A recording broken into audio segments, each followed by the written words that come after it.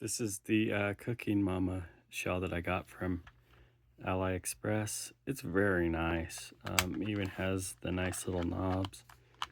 Has like the rubber gasket that comes with it. This was originally a pink one, so I used the original sliders from the original shell, and then I used the original sliders from, or the original buttons from my original shell.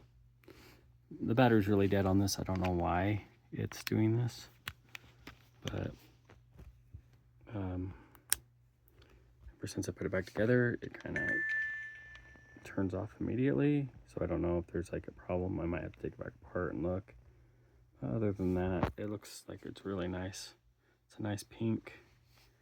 I used the original screen just for the dark part of it.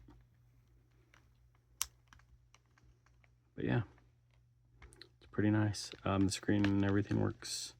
So if you close it, it goes to sleep. And this whole hinge was broken I got it for 25 bucks. So it's not terrible. Not terrible at all. Thanks for watching.